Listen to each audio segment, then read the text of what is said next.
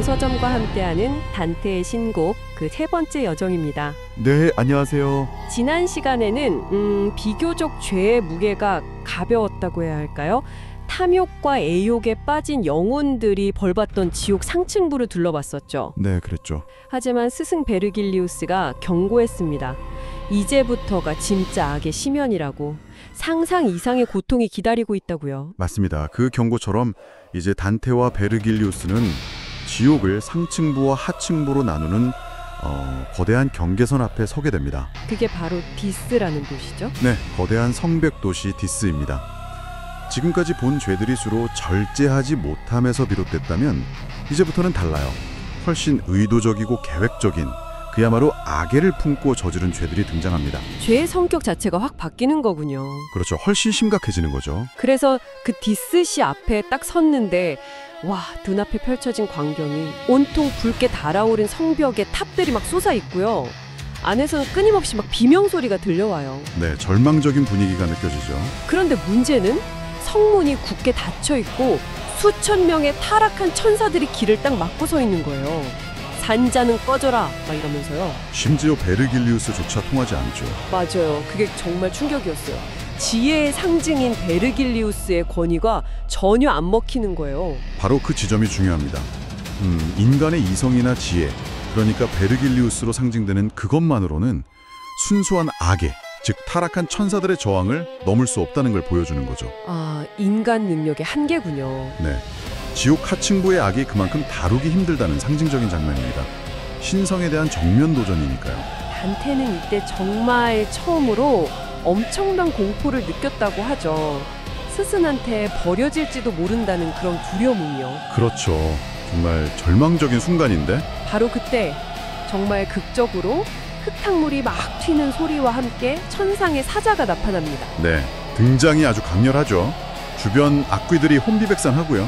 그 사자가 근데 뭐랄까 지옥의 오물 같은 건 정말 아무렇지도 않다는 듯이 작은 막대기로 성문에 그냥 가볍게 툭 치거든요. 네, 아주 가볍게요. 그랬더니 그 엄청나게 굳게 닫혔던 문이 그냥 스르르 열려버려요. 힘없이. 그렇죠.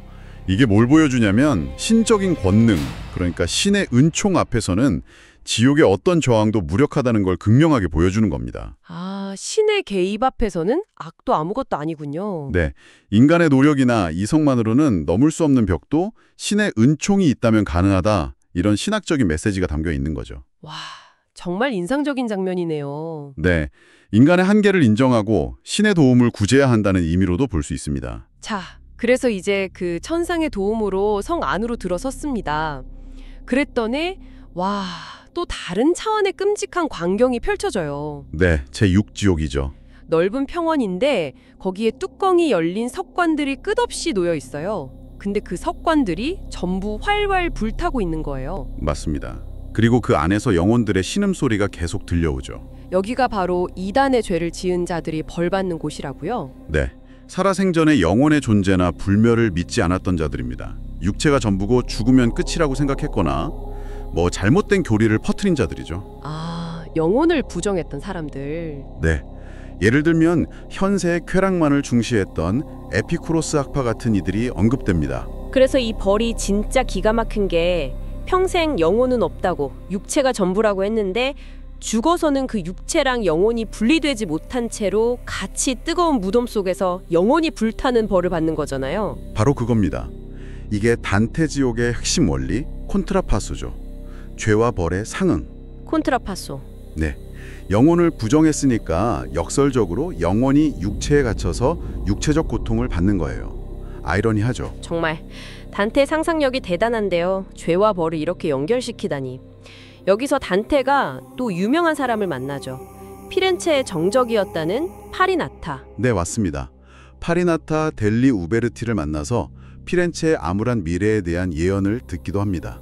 중세시대에는 이단이라는 게 정말 큰 죄였나 봐요. 그럼요. 단순한 의견 차이가 아니라 신이 세운 질서 자체에 대한 도전으로 봤기 때문에 이렇게 무거운 벌을 받는 겁니다. 자, 이 불타는 무덤들을 지나서 더 가파른 낭떠러지를 내려갑니다. 이제 드디어 폭력의 죄를 다루는 제7지옥에 도착했어요. 네, 앞서 봤던 분노와는 또 차원이 다른 의도적인 폭력입니다. 이 치로는 또 폭력의 대상에 따라서 세 개의 구역, 환으로 나뉜다고요? 맞습니다. 첫 번째 환은 타인에 대한 폭력, 두 번째는 자기 자신에 대한 폭력, 그리고 세 번째는 신, 자연, 기술에 대한 폭력. 이렇게 나뉩니다. 폭력의 방향에 따라 죄의 종류를 세분화했군요. 그렇죠. 자, 그럼 첫 번째 환, 타인에 대한 폭력. 여기에 딱 들어서니까 코를 찌르는 게 역한 피비린내요. 네, 그리고 눈앞에는 핏빛강이 흐르죠.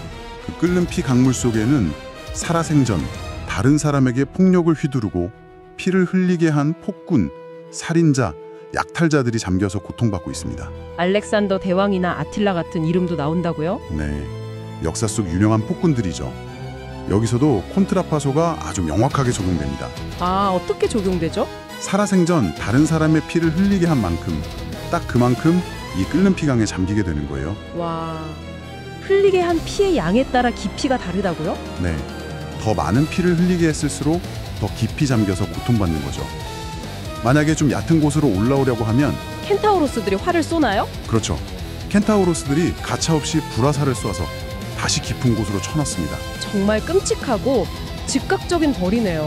피해는 피로 갚는다 이건가요? 이보다 더 직접적일 수는 없겠죠. 켄타우로스가 감시자인 것도 의미가 있어요. 이성과 통제되지 않는 본능, 즉 폭력성이 결합된 존재잖아요. 아, 그래서 폭력의 화신들을 감시하는 역할이군요. 네, 죄의 본질과 그 결과를 아주 시각적으로 강렬하게 보여주는 형벌입니다. 자, 켄타우로스의 도움으로 이 끓는 피의 강을 건넜습니다. 도착한 두 번째 환은 분위기가 정말 확 달라져요. 네, 첫 번째 환이 아주 뜨겁고 역동적이었다면 여기는 뭔가 음산하고 조용하고 슬픈 느낌이죠. 맞아요. 온통 검고 뒤클린 나무들만 자라는 숲인데 잎사귀는 하나도 없고 가시만 돋아 있어요. 근데 그 나뭇가지에 하피라는 괴물들이 앉아서 계속 나뭇가지를 쪼아대고 있어요. 하피, 여성 얼굴에 새 공을 한 괴물이죠. 고대 신화에서도 불길함의 상징이었고요. 네, 여기서 베르길리우스가 단테한테 나뭇가지 하나를 꺾어보라고 하잖아요. 네, 그렇죠. 그래서 단테가 떨면서 가지를 딱 꺾으니까 정말 충격적인 일이 벌어져요. 그 꺾인 부분에서 검은 피가 막 흘러나오면서 비명이 터져 나오는 거예요. 왜 나를 또 찢느냐 이러면서요. 그 나무들이 바로 네, 스스로 목숨을 끊은 영혼들이 변한 모습이었던 겁니다. 자기 자신에게 폭력을 행사한 자들이죠. 와, 이 장면은 정말 너무 섬뜩하면서도 슬펐어요. 여기서의 콘트라파소는 정말 비극적이죠. 신이 주신 존엄한 육체를 스스로 경멸하고 파괴했기 때문에 더 낮은 생명 형태인 나무가 되어버린 겁니다. 살아생전 자기 몸을 찢었듯이 죽어서는 하피에게 영원히 찢기는 고통을. 네, 자신의 행위를 영원히 되풀이하며 고통받는 형벌인 거죠. 근데 여기서 더 슬픈 건 최후의 심판날에 다른 영혼들은 자기 육신을 되찾는데 이 영혼들만큼은 그럴 수 없다는 거잖아요. 맞습니다. 스스로 버린 육신을 되찾을 자격이 없다는 거죠. 대신 자기 육신 껍데기를 자기가 변한 나무가지에 옷처럼 걸어둬야만 한대요. 아, 영원히 자기 죄를 마주하며 고통받으라는 거네요. 정말 잔인하고 슬픈 벌입니다. 네, 당시 기독교 세계관에서 자살은 신이 주신 생명을 거부하는 아주 심각한 죄, 신에 대한 폭력으로 여겨졌기 때문에 이런 형벌이 내려진 거죠. 영원한 소외와 후회를 상징합니다. 이제 제7지옥의 마지막 구역 세 번째 환으로 가보겠습니다. 여기는 뜨거운 모래사막이에요. 네, 황량한 사막인데 하늘에서는 끊임없이 불덩어리가 비처럼 쏟아져 내립니다. 와, 불비가 내리는 사막이라니 숨 막히는 곳이겠네요. 여기서도 또 여러 종류의 죄인들이 벌을 받죠? 네, 크게 세 부류입니다. 모두 신, 자연, 그리고 기술, 아트에 폭력을 가한 자들이에요. 여기서 기술은 단순히 예술이 아니라 인간의 노동과 창조물 전체를 의미합니다. 아, 인간의 노동과 창조물까지요? 네, 중세 관점에서는 이 세 가지 모두 신이 만든 신성한 질서였기 때문에 이걸 거스르는 것, 신에 대한 폭력이었죠. 그럼 첫 번째 부류는 누구죠? 신에게 직접적으로 저주를 퍼부은 자들입니다. 이들은 등을 땅에 대고 누워서 하늘에서 내리는 불비를 온몸으로 맞고 있어요. 신에게 정면으로 대항했으니 벌도 정면으로 받으라는 거군요. 그렇죠. 두 번째는 자연의 질서, 즉 생명의 섭리를 거스른 자들입니다. 당시 관점으로는 동성애자들이 여기에 해당돼요. 이들은 어떤 벌을 받나요? 이 뜨거운 사막 위를 잠시도 쉬지 못하고 계속 달려야만 합니다.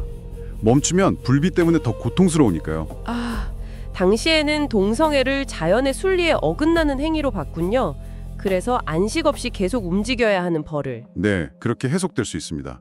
그리고 세 번째 부류가 바로 기술에 대한 폭력, 즉 고리대금업자들입니다. 고리대금업자요? 이들은 어떻게 벌을 받죠? 뜨거운 모래 위에 웅크리고 앉아 있는데요. 목에는 각자 가문의 문장이 새겨진 무거운 돈주머니를 걸고 있어요. 돈주머니요? 네, 불비의 고통 속에서도 그 돈주머니만 뚫어져라 쳐다보면서 눈물을 흘리고 있습니다. 와, 죽어서까지 돈에 집착하는 모습이네요.